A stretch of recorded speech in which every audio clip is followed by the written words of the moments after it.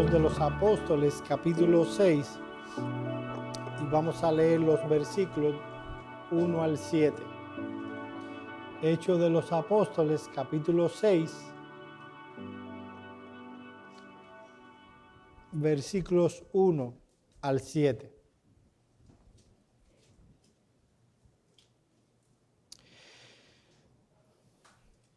En aquellos días, como creciera el número de los discípulos, hubo murmuración de los griegos contra los hebreos de que las viudas de aquellos eran desatendidas en la distribución diaria.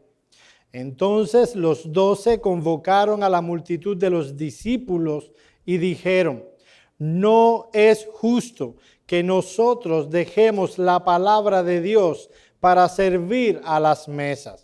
Buscad, pues, hermanos, de entre vosotros a 7 varones de buen testimonio, llenos del Espíritu Santo y de sabiduría, a quienes encarguemos de este trabajo.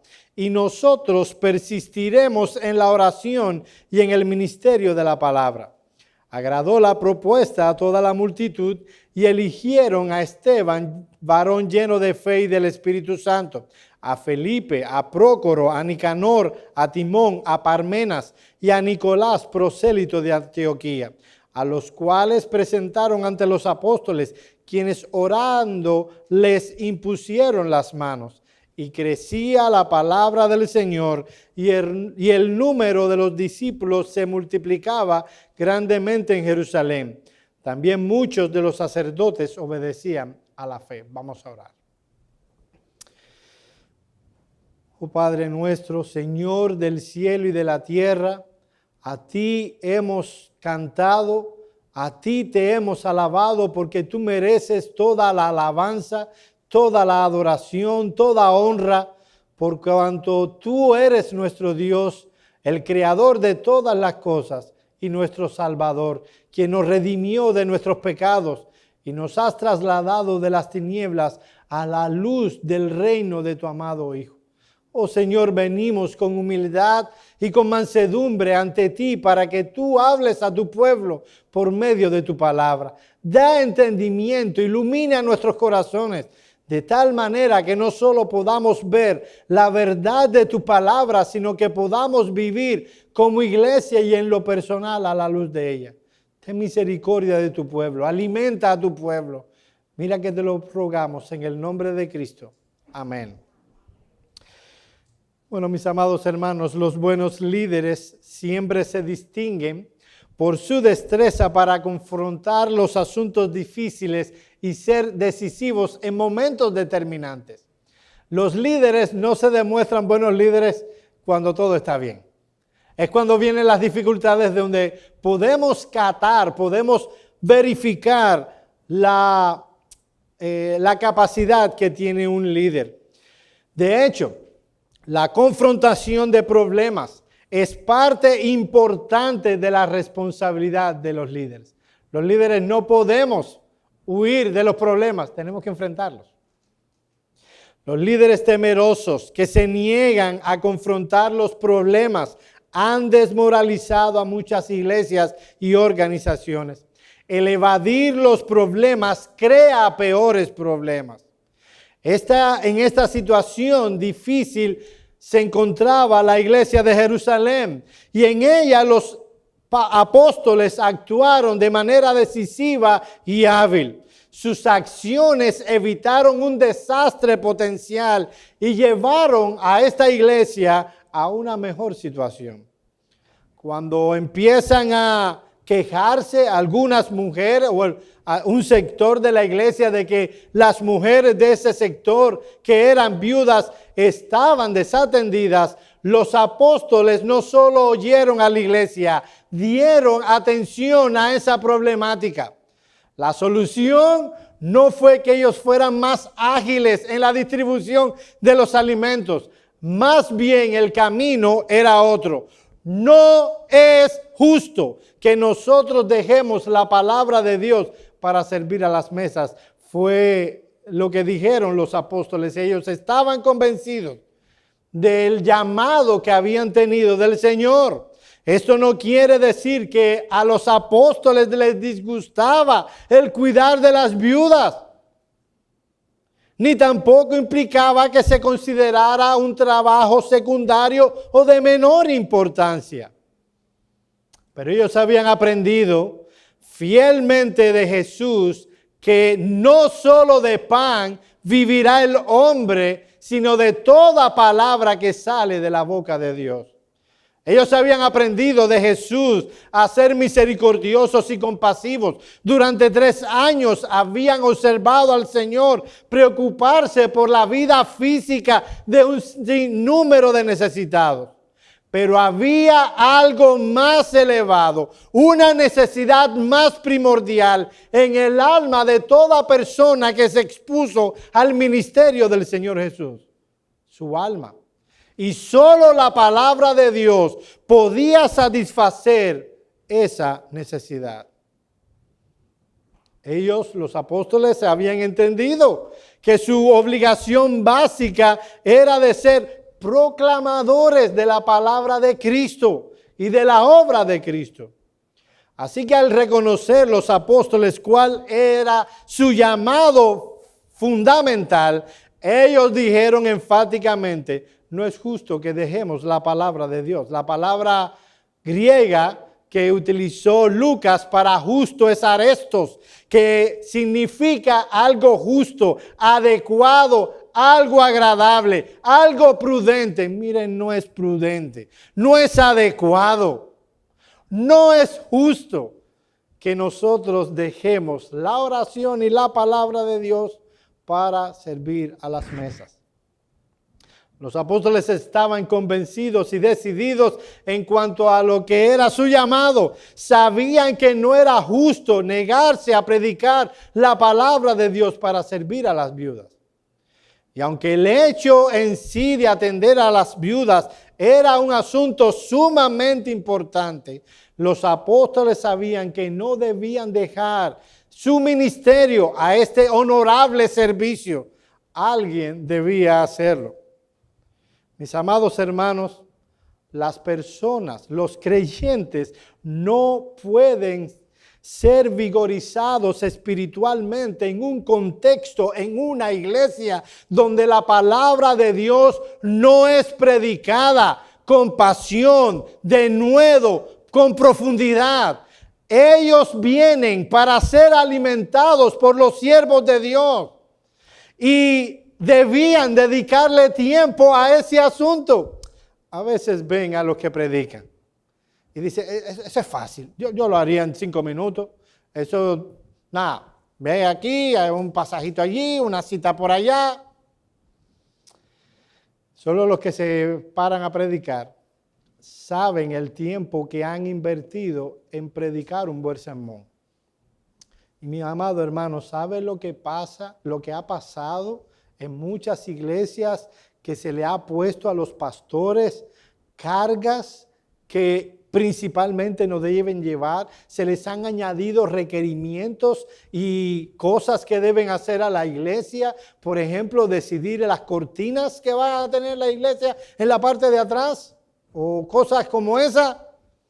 Luego predican un mal sermón o predican un sermón fuera de contexto.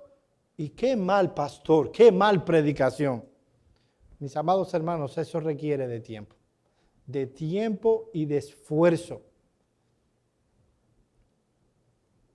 Si una iglesia quiere progresar espiritualmente, la predicación, la exposición diligente, sabia, amorosa, fervorosa y bíblica del expositor hará bien a esas almas. Ellos serán alimentados y verán su crecimiento. Mis amados hermanos, este es un ministerio, el ministerio de la palabra, que a mí siempre me va bien. Yo recuerdo hace años, cuando no se permitía en Cuba predicar en muchos lugares, me permitieron predicar en la sala de traumatología, puede ser algo así, los médicos saben, del Hospital Hermanos Amejeira. Yo no sé si usted ha estado en una sala como esa. Allí yo vi 30, 40 personas, en su mayoría jóvenes, amargados, porque habían perdido sensibilidad. La mayoría estaba en esa condición. Por ejemplo, conocí a una de esas personas que caminaba bajo una mata de coco providencialmente y le cayó un coco en la cabeza. Se quedó cuadruplégica. Conocí a un muchacho joven con energía que chocó su moto. Chocó él y perdió también la habilidad de caminar. Y cuando tú pones a un joven en una condición como esa, están amargados, peleaban contra las enfermeras que le estaban ayudando. Era todo una tragedia allí. Era triste en verdad. Y a mí me invitaron a predicar ahí.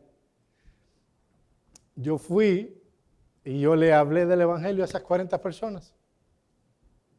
Cuando llego a casa, mi mamá me pregunta, dime cómo te fue. Yo le dije, a mí me fue muy bien.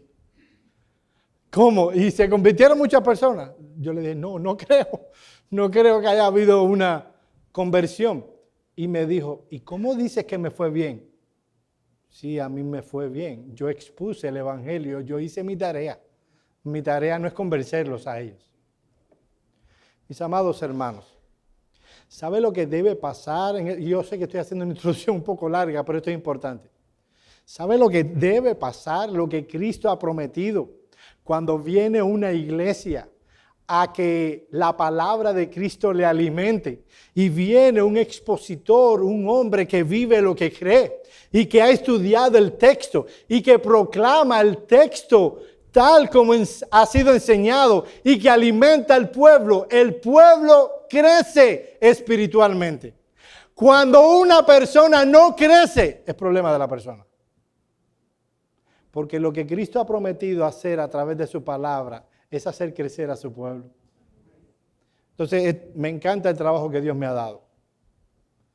Porque yo estudio el pasaje, yo oro por ustedes, como ustedes no se pueden imaginar. Como a veces no oro por mi familia. Yo oro por ustedes y yo ruego que Dios les alimente e impacte, no por ninguna cosa que yo diga, una ilustración, sino que sea su palabra. Si eso no crea un efecto en ti, aquí hay un problema.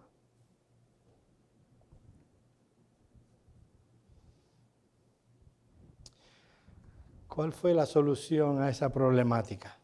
Bueno, el plan de los apóstoles fue formar un cuerpo de 7 hombres a quienes se le diera la responsabilidad de cuidar a esas viudas. Pidieron al pueblo que seleccionara, pero debían ser conscientes, por un lado, de lo exigente del trabajo, así que debían tener una serie de cualificaciones. No debía ser cualquiera, no debía ser una persona que simplemente sabía manejar un taladro o podía tener habilidades de administración. Tenía que tener cualidades espirituales aptas para el trabajo. Debían ser personas llenas del Espíritu Santo, llenos de entendimiento y de sabiduría. Ellos debían encargarse de esta labor. Y en nuestro proceso para el establecimiento de diáconos en el contexto de nuestra iglesia local, hemos querido dar una serie de exposiciones para hablar acerca de este ministerio. Yo sé, mi hermano amado, que este es un tema un poco cansón. Les confieso que el domingo pasado rompí un récord de personas dormidas mientras predicaba. Hacía años que no me pasaba. Déjeme decirle que una iglesia debe estar fundamentada aún en un tema como este.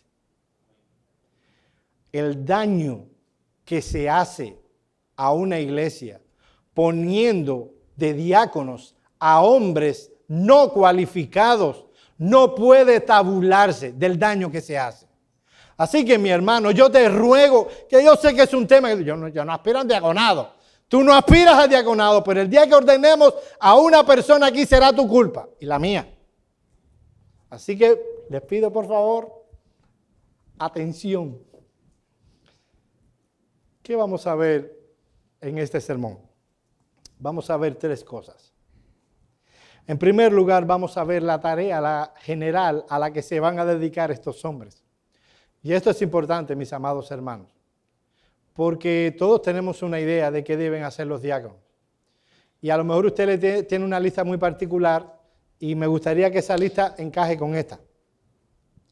Para que cuando tengamos un diácono, usted no llame hermano diácono. Una historia que me hace Tellito y Ariana de una señora que decía, pastor, tenemos que hablar. No, pero diácono, usted no está cumpliendo con sus deberes. Usted debe tener un conocimiento bíblico de qué debe hacer los diáconos.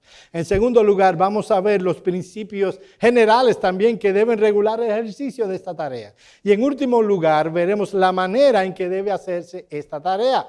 Espero que me dé tiempo para exponer todo mi sermón. Veamos en primer lugar la tarea del diaconado en sentido general. Mis amados hermanos, ¿cuál es la tarea que están llamados a cumplir los diáconos en el contexto de una iglesia local? O dicha de otra manera, ¿qué debe esperar una iglesia de sus diáconos? Si fuéramos a definir la labor pastoral, estoy poniendo un ejemplo ahora, no la de los diáconos, pudiéramos decir que la tarea pastoral, en palabras de John Owen, es, si fuésemos a describir, y cito, la labor pastoral de una manera breve, diríamos simplemente que ellos están llamados a enseñar y a supervisar. O sea, ¿qué es lo que ustedes deben esperar de mí de manera general?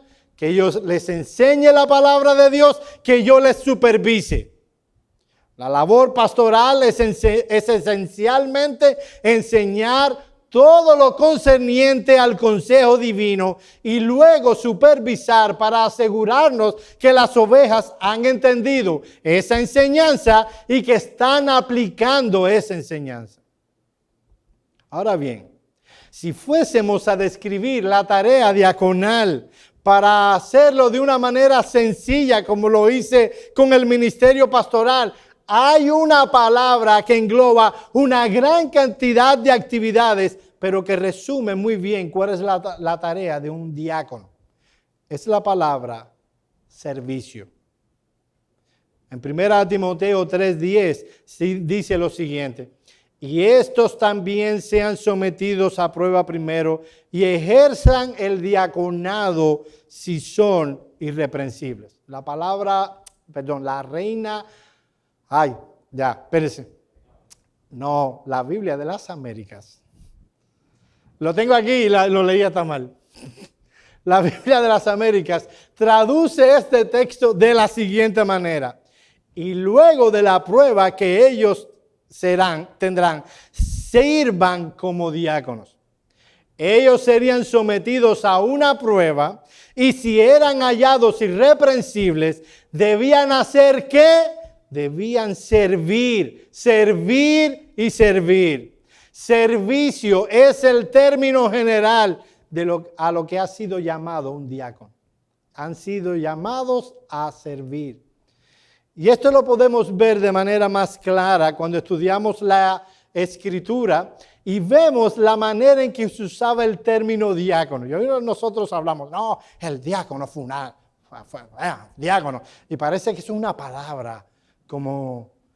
pasa lo mismo con la palabra ministro. Yo soy ministro del Evangelio. Entonces, como vemos en el gobierno, ministro de Hacienda, ministro, es como que algo importante. Bueno, ministro es muy similar a la palabra diácono. Habla de alguien que sirve.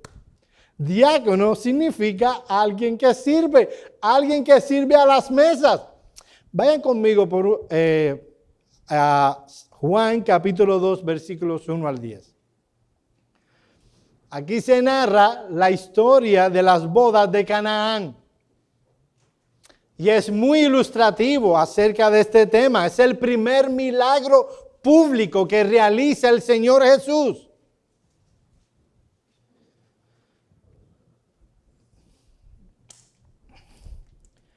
Juan capítulo 2, versículos 1 al 10. Miren este texto.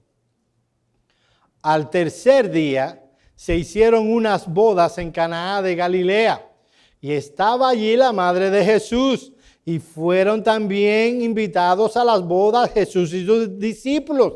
Y hallando el vino, la madre de Jesús le dijo, no tienen vino. Jesús le dijo, ¿qué tienes conmigo, mujer? Muy mariólogo no era Jesús. Aún no ha venido mi hora. Su madre dijo a los que servían, haced todo lo que os dijeren. Ese servían, ahí es la palabra griega diáconos. Y estaban allí 6 tinajas de piedra para agua conforme al rito de la purificación de los judíos, en cada una de las cuales cabía 2, 3 cántaros. Jesús les dijo, llenad las tinajas de agua.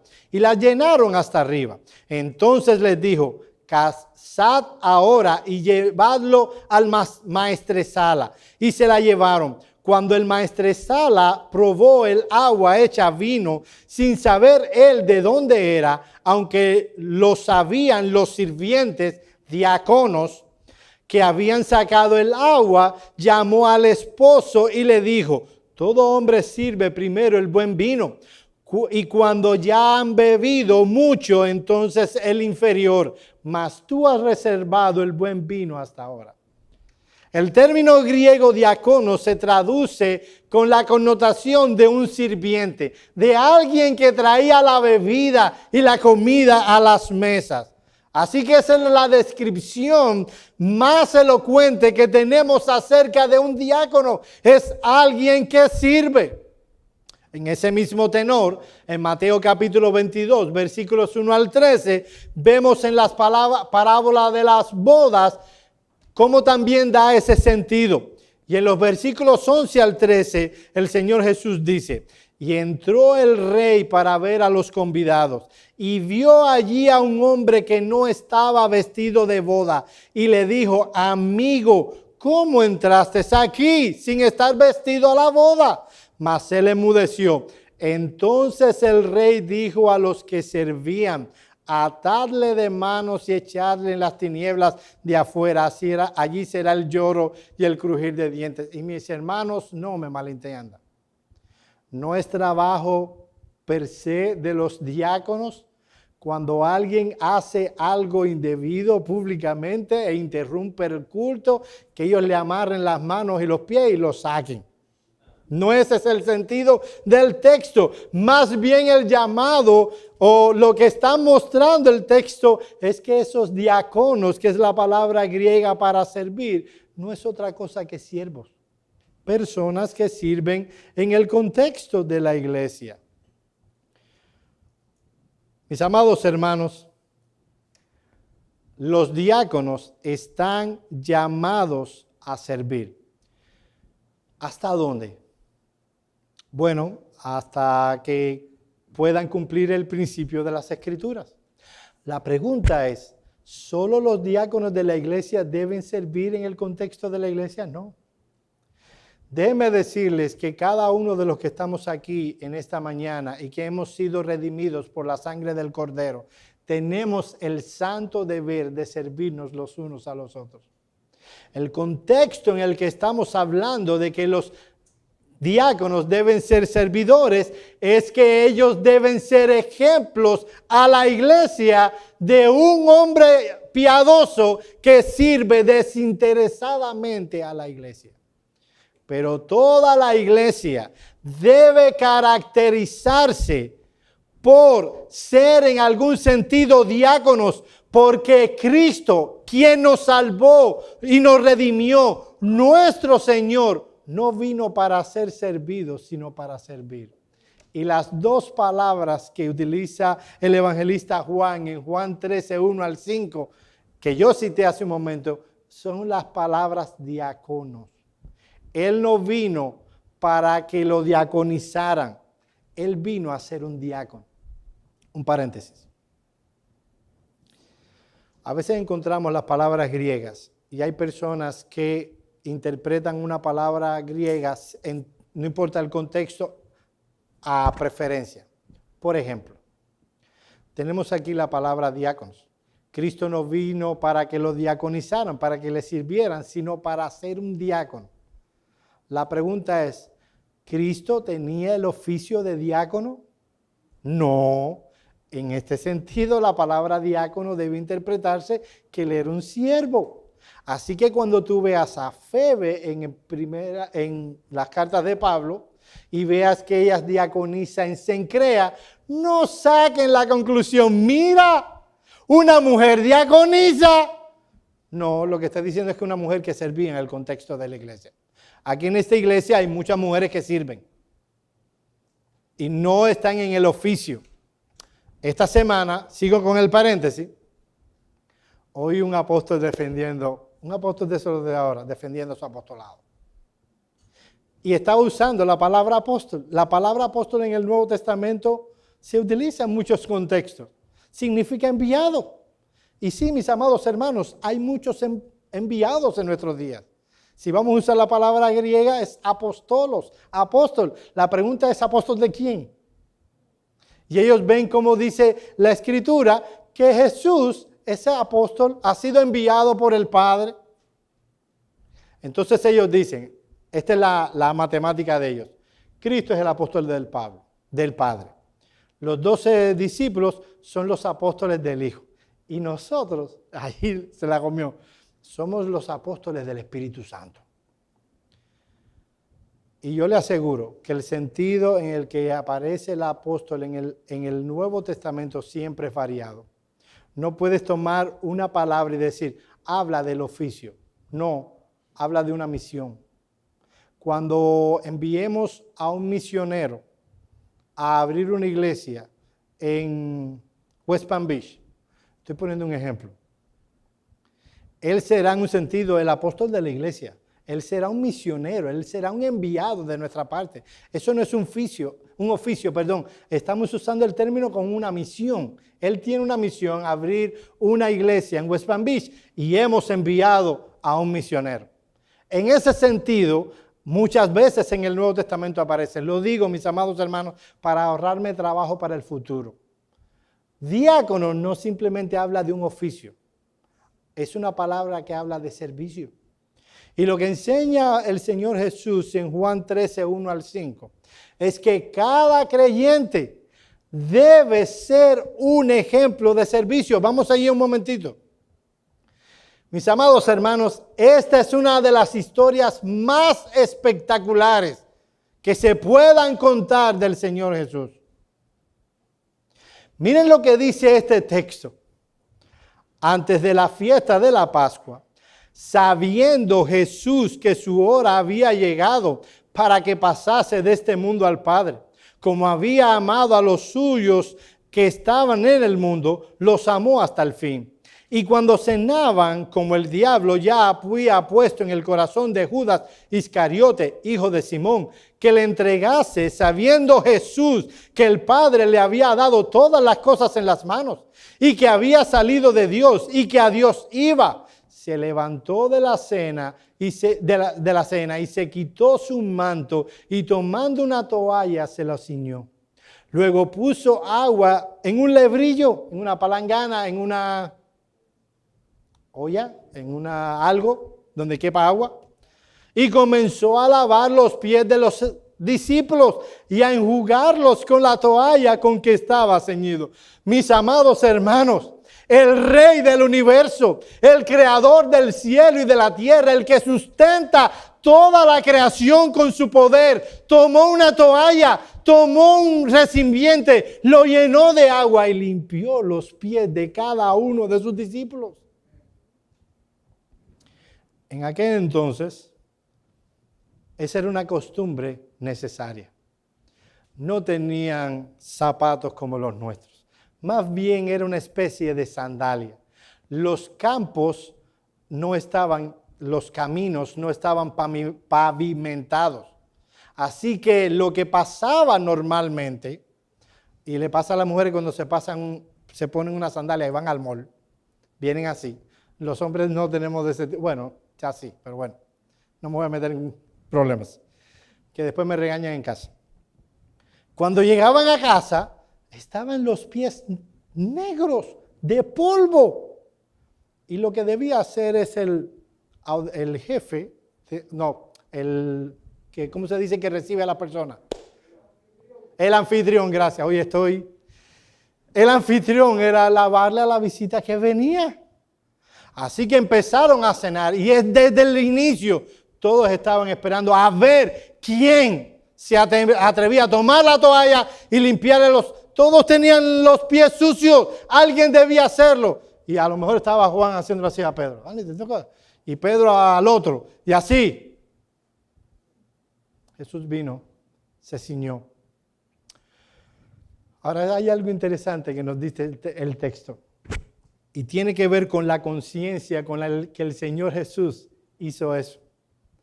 Hay tres cosas que nos dicen el texto acerca de esa conciencia. Jesús, dice el pasaje, sabía que su hora había llegado. Él sabía que en breves horas vendrían por él, sería pasado por juicio y sería muerto en una cruz romana. Segundo, él sabía que Judas le iba a entregar, que ya Satanás había puesto en su corazón que le iba a traicionar. Y a ese también le lavó los pies. Y por último, el Señor sabía que el Padre le había dado todas las cosas, que Él venía del Padre y a Él iba. Que Él era la segunda persona de la Trinidad, el Rey del universo, el soberano de la tierra.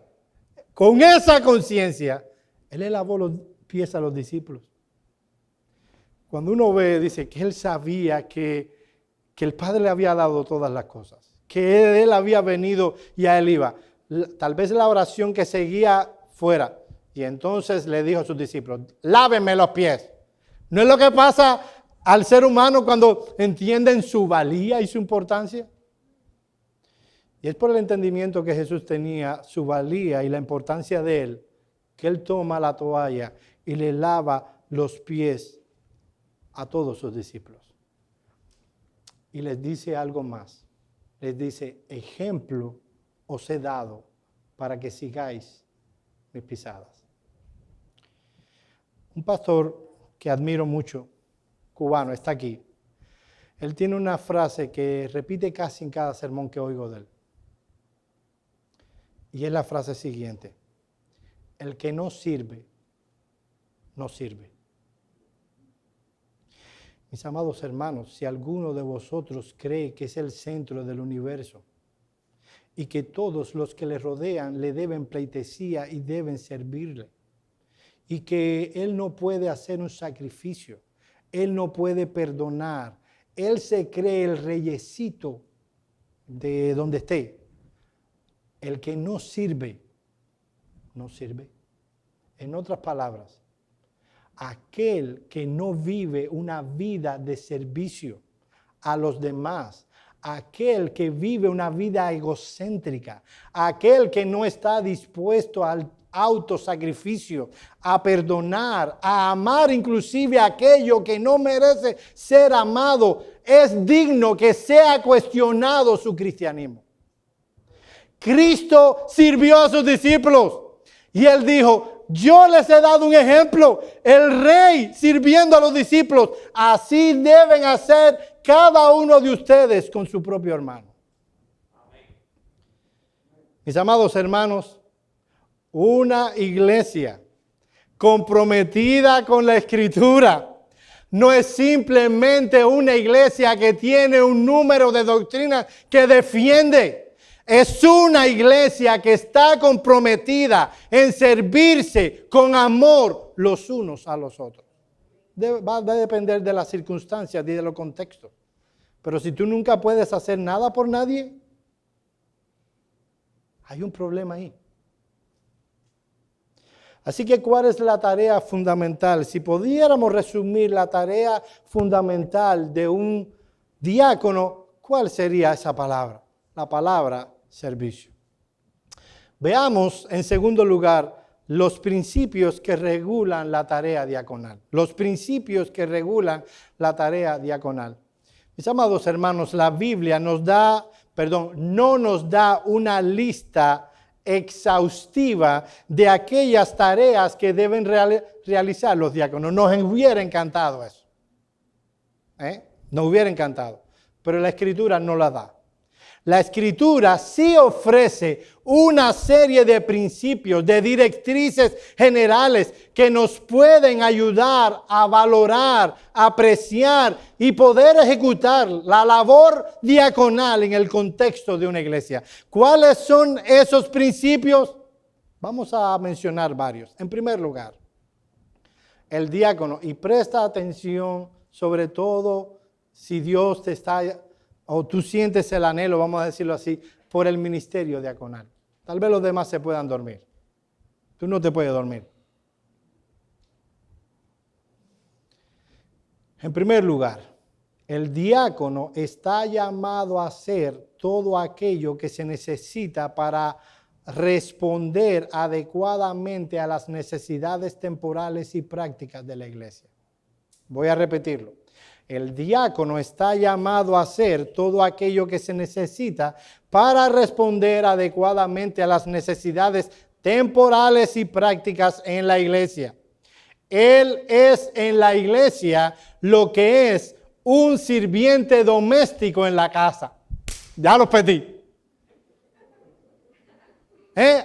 ¿Quién quiere ser diácono ahora? Las familias emplean a personas para satisfacer sus necesidades domésticas esenciales, los que pueden pagar. Pero cada familia tiene necesidades domésticas distintas y particulares. Algunos tienen una casa grande, otras chicas, algunos tienen hijos, otros no. En Hechos 6:2 se nos dice que los diáconos estaban llamados a servir a las mesas. Y mis amados hermanos, en nuestra iglesia no hay un grupo, gracias a Dios, de viudas que necesitan ser alimentadas y cuidadas. Tampoco hay 5,000 miembros, como en Jerusalén. De igual modo, nosotros ni siquiera tenemos las mismas necesidades que teníamos hace 8 años cuando empezamos 10 personas, 20, esta iglesia. No tenemos ni siquiera las mismas necesidades que tendremos en los próximos 10 años. Porque la iglesia va cambiando. Y así como hay una pareja que tiene hijos y necesita que la persona que les ayuda, no sé cómo se llama, la doméstica, no sé, le ayude en ese sentido, y una familia no tiene niños y tiene que cuidar de otros intereses, de igual manera los diáconos van a servir dependiendo del contexto de cada iglesia. Es por eso que no hay una lista de necesidades, no hay una lista de responsabilidades. ¿De qué sí podemos estar seguros? Que los diáconos han sido llamados para responder de parte de la iglesia de una manera adecuada a todas las necesidades temporales y prácticas en la iglesia. Ellos van a tener cuidado del local. Ellos tienen que tener cuidado de muchas razones, de muchas cosas y situaciones, y todas tienen que ver con lo temporal, necesidades temporales. Y noten que usé la palabra necesidad y está puesto ahí con toda intención. ¿Por qué, mi amado hermano? Nosotros tenemos un problema con la palabra necesidad. Nosotros todo lo que deseamos le ponemos la palabra necesito. Yo necesito un Rolls Royce con un chofer y todo. Y que el chofer me pague la gasolina, porque eso debe ser caro. Y el mantenimiento. No, tú no necesitas un Rolls Royce. Créeme que con un Corolla tú puedes ir bien a tu trabajo.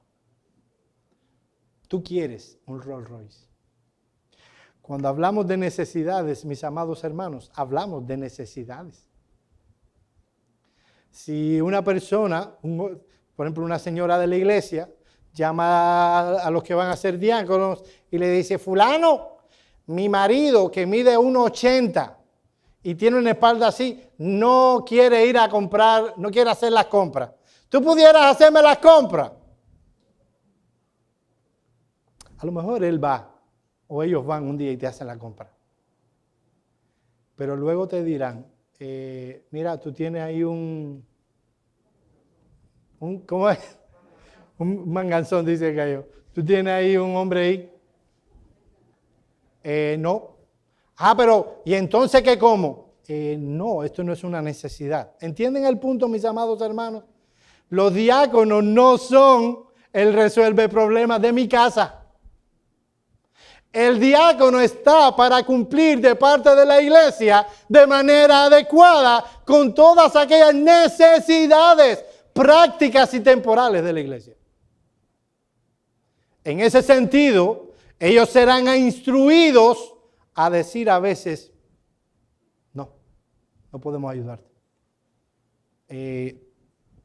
Yo creo que tú puedes hacerlo, o alguien puede hacerlo de tu casa. En segundo lugar, el diácono ha de asumir esta obra de servicio en la iglesia, no por usurpación, sino por delegación de autoridad. Voy a repetirlo, esto es importante. El diácono ha de asumir esta obra de servicio en la iglesia, no por usurpación, sino por delegación de autoridad. ¿Y esto qué significa, Joel? Significa que ellos cumplen su labor en el contexto de la iglesia, en coordinación y sujeción con los pastores de la iglesia. Ellos no son una isla independiente. Estos 7 hombres que fueron llamados en el libro de los Hechos, ellos fueron llamados a realizar una labor que los apóstoles habían establecido. Y ellos debían hacerlo de la manera en que ellos habían establecido. Y debían estar en el ministerio diaconal de acuerdo a las cualificaciones que ellos habían establecido. Ellos le dicen al pueblo, vamos a llamar a 7 hombres que hagan este trabajo. O sea, y cuando tú lo miras en griego, habla de algo definido. Mis hermanos amados que anhelan el diaconado, no importa cuánta buena intención tengan estos hombres independientes que a veces llegan al ministerio diaconal. Si ellos comienzan a hacer las cosas por su cuenta, a tomar decisiones independientes, ellos estarán usurpando un rol que no les corresponde en la iglesia y que pueden convertirse sin quererlo en un obstáculo para el buen desarrollo de la obra. Ahora bien, eso no quiere decir que ellos no tengan voz. Obviamente hay asuntos en la que los pastores, y estoy poniéndola en un caso no excepcional, sino normal, donde haya un consejo de ancianos y de diáconos, obviamente ellos van a oír a los diáconos. Ellos son las personas más cercanas a su trabajo, son sus, vamos a decirlo, asistentes, van a prestar oído. Van a oír obviamente las sugerencias. Dios les ha llamado y por cuanto son llenos del Espíritu Santo y llenos de sabiduría, son personas a quienes tú debes oír. Y deben trabajar en un contexto de unidad y coordinación. Pero ellos están bajo la autoridad de los pastores. Ellos son un liderazgo delegado.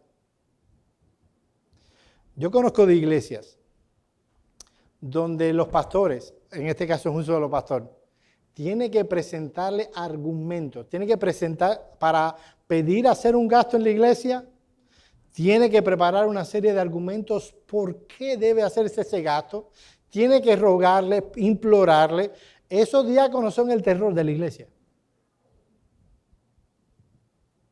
Pero eso no es lo que vemos en el Nuevo Testamento.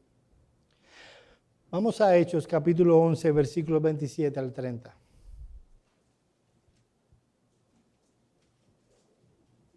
Hechos capítulo 11, versículos 27 al 30.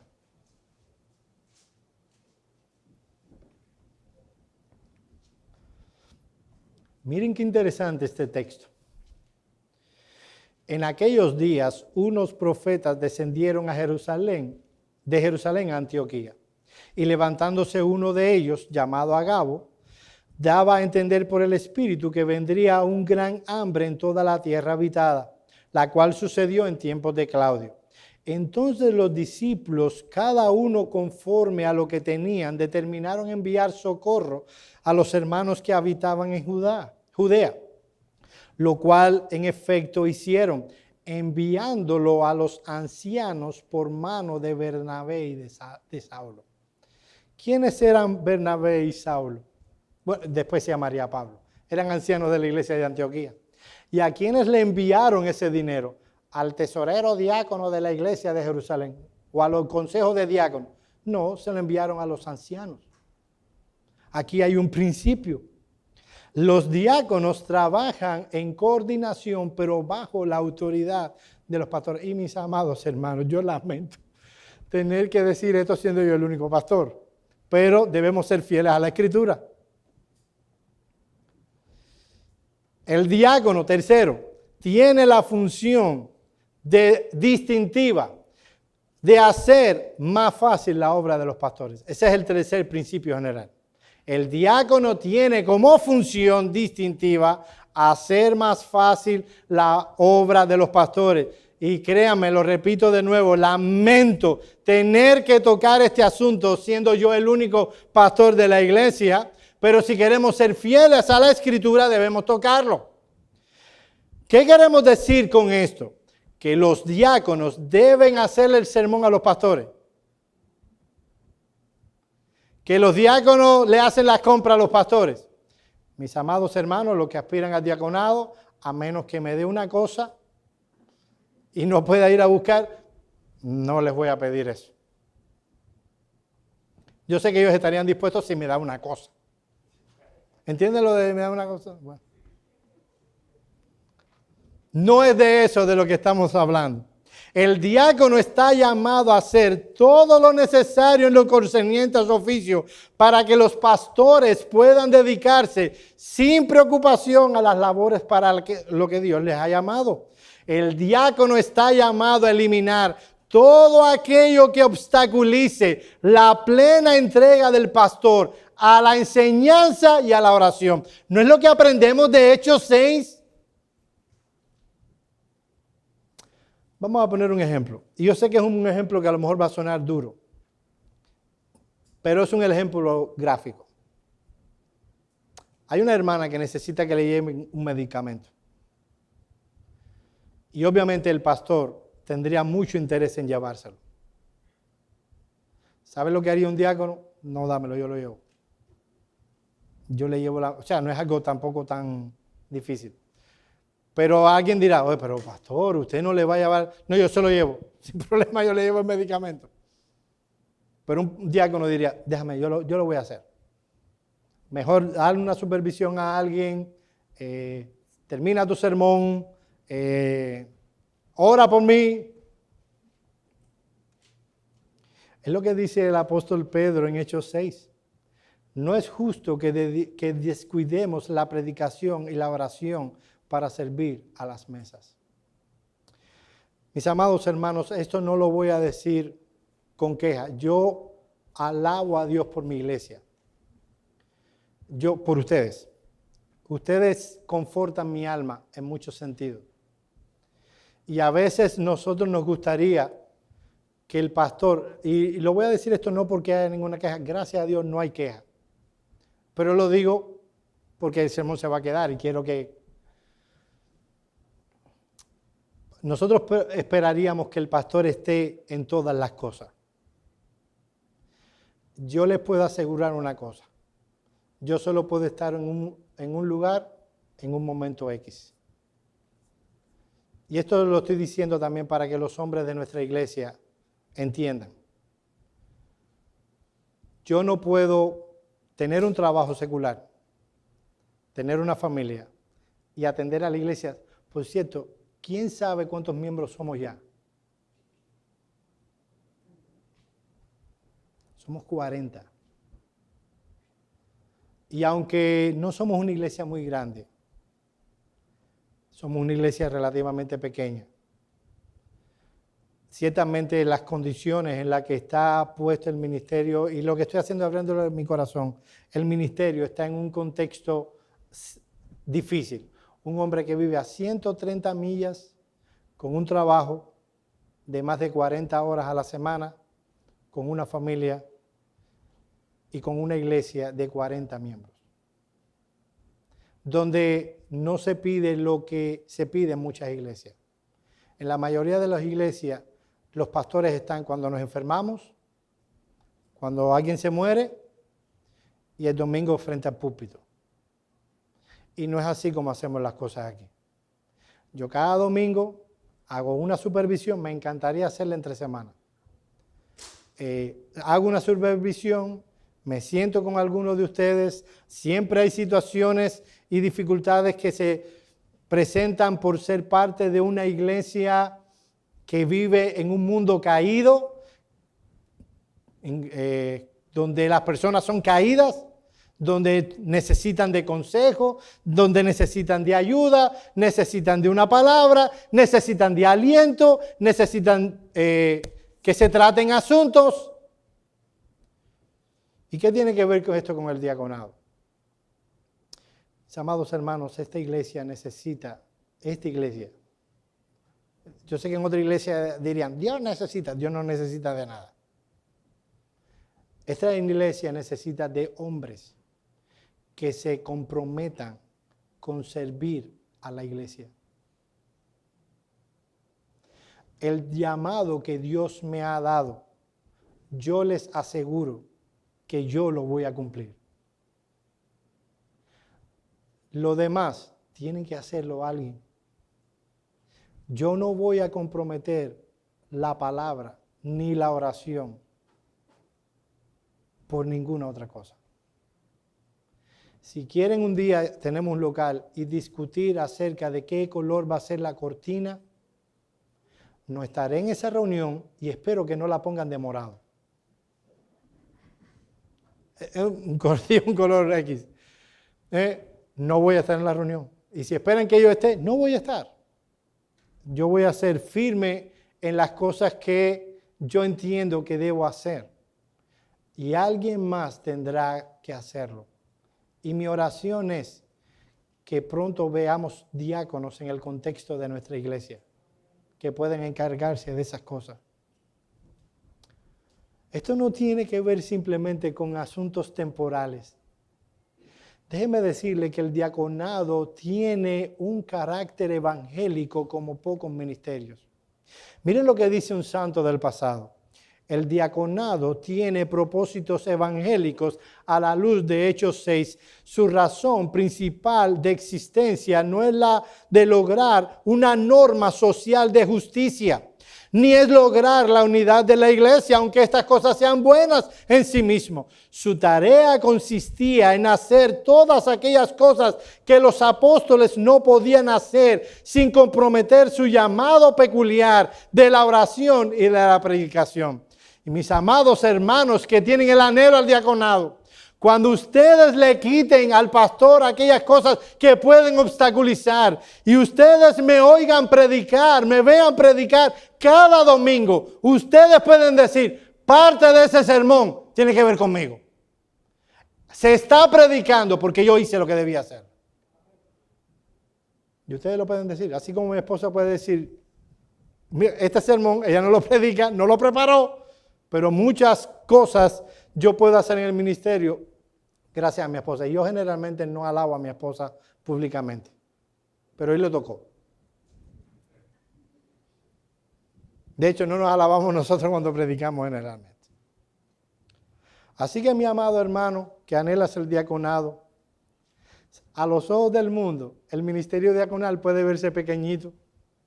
Una pequeña labor que libere a los pastores de una iglesia para que con más libertad puedan dedicarse a los aspectos esenciales a su llamado. Es una labor con propósitos más elevados que un mero servicio. El ministerio diaconal no solo hace bien a los que son ministrados por esa ayuda que se le está dando.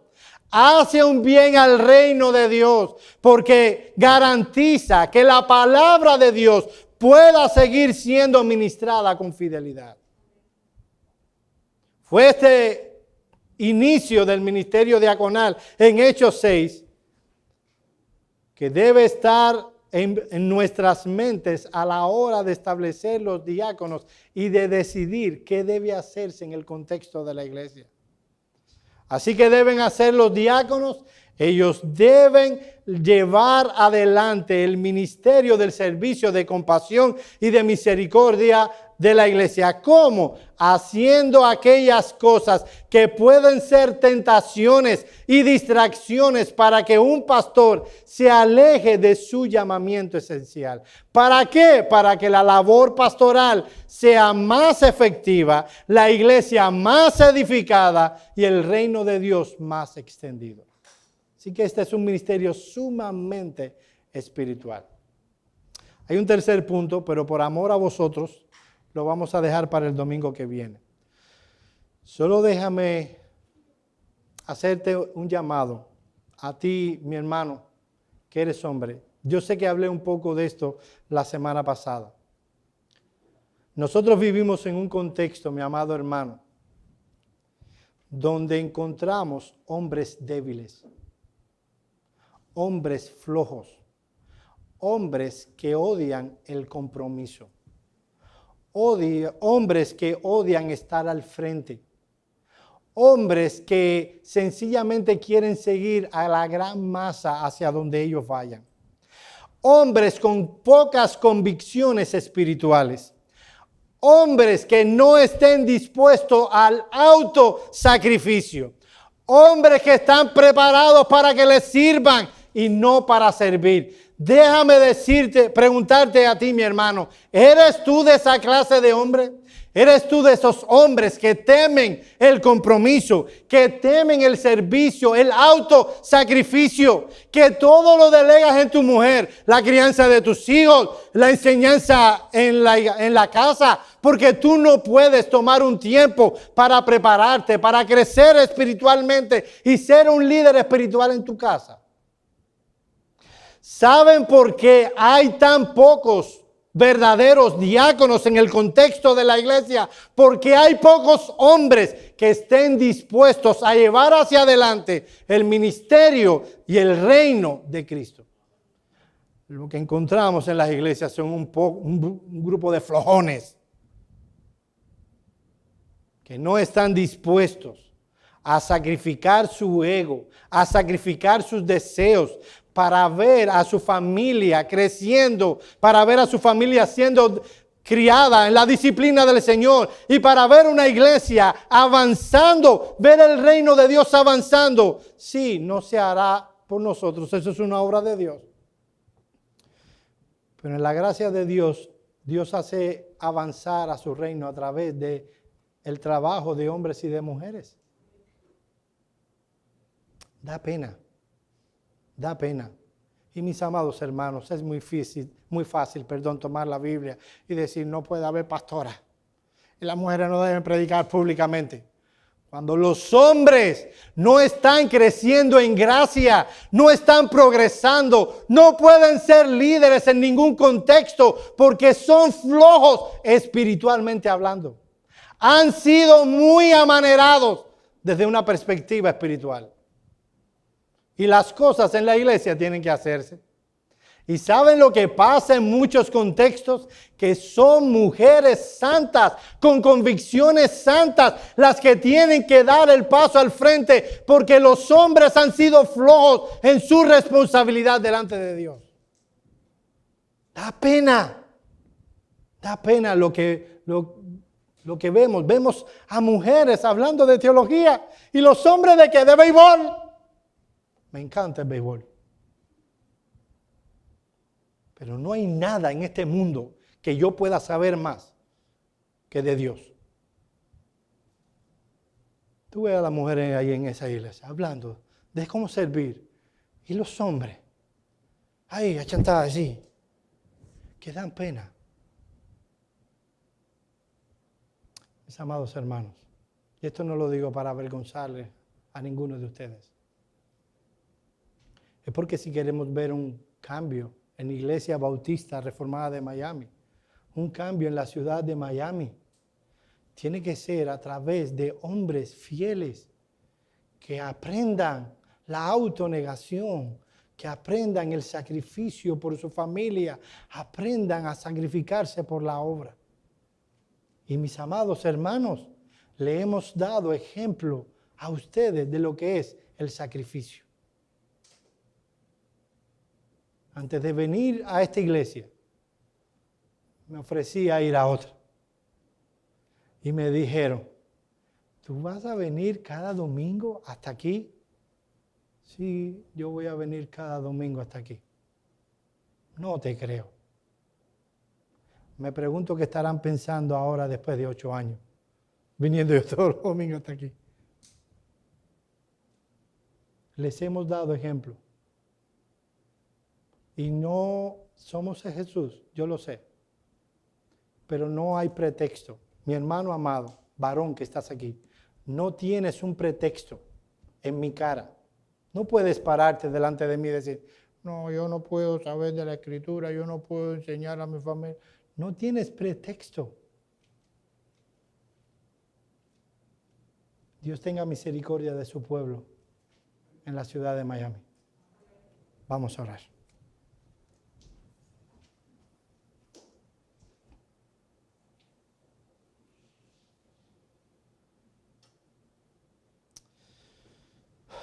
Señor y Dios, te pedimos, oh Padre eterno, oh Dios de gracia, de misericordia y toda bondad, que tú nos perdones. Señor, nosotros somos hombres de nuestro tiempo, inclinados a seguir los ejemplos mundanos que están ante nosotros.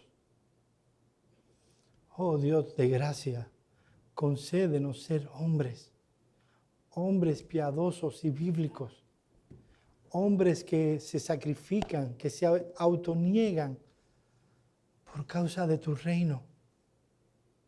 Porque, oh Señor, tú nos has dado todo. Tú nos has salvado y nos has redimido. ¿Qué cosa es que nosotros vivamos una vida para tu gloria? Eso no es gran cosa, oh Dios. Te pedimos que tú nos des más compromiso con tu palabra. Que no solo quepa en nuestra cabeza, sino en nuestro corazón y en nuestras acciones. Te pedimos, oh Señor, que tú obres en tu pueblo. Mira que te lo rogamos en el nombre de Cristo. Amén.